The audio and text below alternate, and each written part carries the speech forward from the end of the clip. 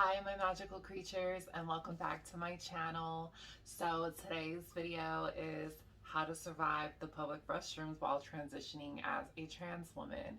Oh my god, I have so much experience in dealing with that. So I'm going to share you guys my tips and tricks on what I did and how I survived and got to where I'm at, where I don't have that issue anymore. But before we begin, make sure you guys thumbs up this video and subscribe to your girl. It's a free way to help your girl out. So, okay, let's get into it. Okay, and then also, so another disclaimer, I know you guys have been commenting saying that like you guys can't hear me or anything like that. So what I did is I bought a microphone. So it's coming in Amazon. So it's coming within a couple days. So I did move the camera up a little closer, but I had to angle it up more so you guys can be able to see me. So I hope you guys can hear me a lot better, but just know I do have a microphone or whatever. So in the time being, I did move the camera up a lot closer. I still wanted you guys to see my outfit. So let's get started.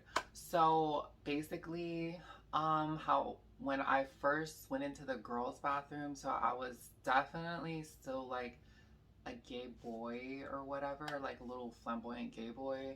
I would dress like I wore girls' clothing. So I would just go into the girls' bathroom. And I think the first time I went into the girls' bathroom, I was with all my girlfriends and it was Halloween and I was dressed as Catwoman, but I was still like a dude. Like I didn't even start hormones. I did not, you know, I didn't even start hormones or anything. Like I don't even think I even had the thought of wanting to transition at the time, but I was like 18, and so I was basically at this like rave party thing, and so I was wearing these 6-inch like rhinestone heels, and I had a little glitter corset with a whip and then some glitter cat ears, and I was Catwoman, but I was still like, it was very obvious like that's a dude, like. So basically, I was with my girlfriends and there was a long line. I was not going to go into the men's room because it was heck of dudes up in there.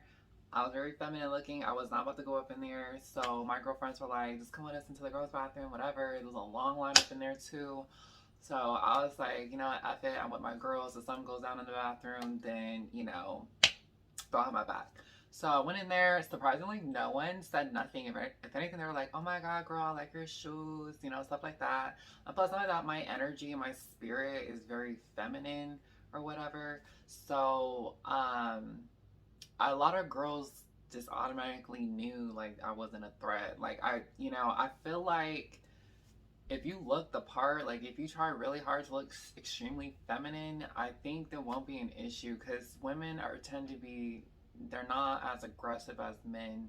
So when I went in there, I feel like the best advice is don't look at nobody, just mind your business and just use the bathroom, wash your hands and get out and don't look at nobody. I feel like that's the best way to do it, and that's what I did. Um yeah, so then after that, so then I started going to college too, and then I started using the girls' bathroom there too.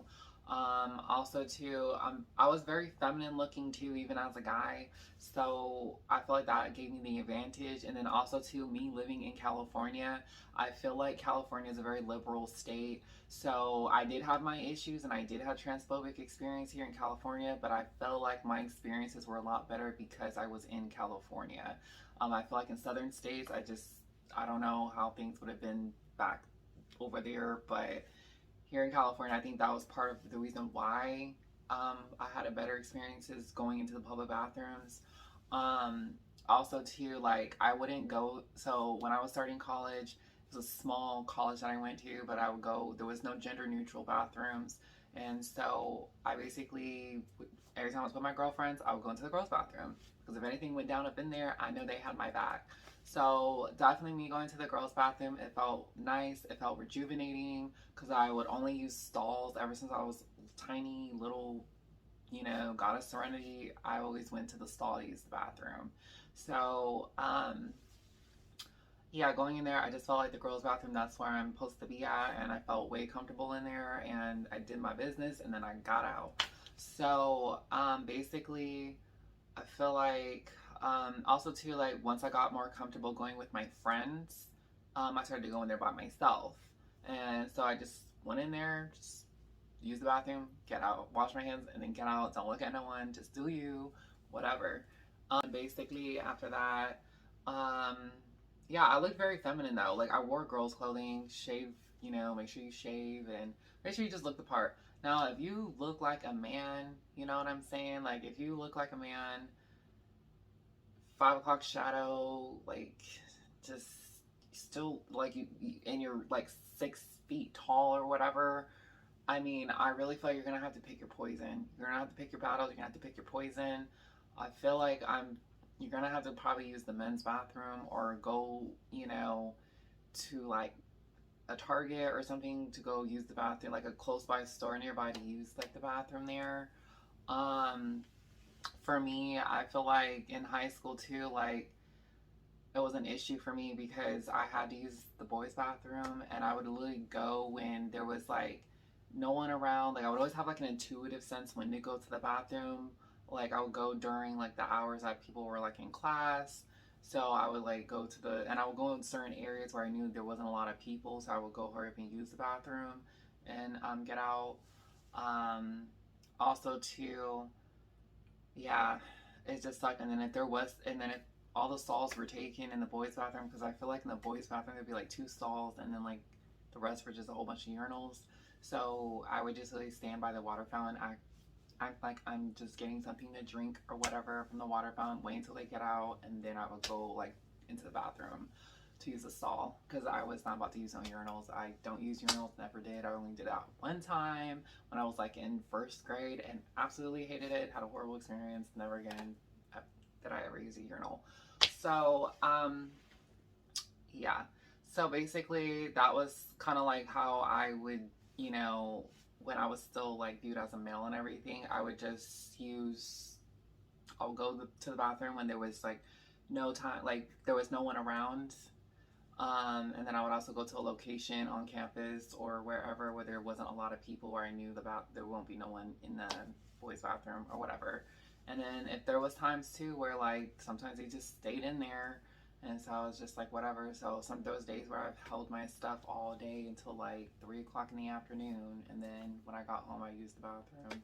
It's unfortunate, but honestly I've been there, I've been through that, and I feel like that's not talked about enough, and I feel like that should be talked about, and that I feel like they need to do like school systems, you know, they, I really feel like this should be shared about and awareness spread about. Um, yeah, so basically that's kind of how I did it, is that I waited until there was no one around, use the bathroom certain parts of the day where there's not much activity in the bathroom, people going to use the bathroom. And then also too, if there's people using the stalls or whatever, I would just wait by the water fountain and then wait until they got out, and then I would go use the bathroom because I was not about to use no urinal. So that's kind of my tips if you're viewed as a male and you don't have the possibility to go use the women's bathroom. So yeah, but then when I started going, until when I turned 18, when I was going to college, that's when I started using the women's bathroom.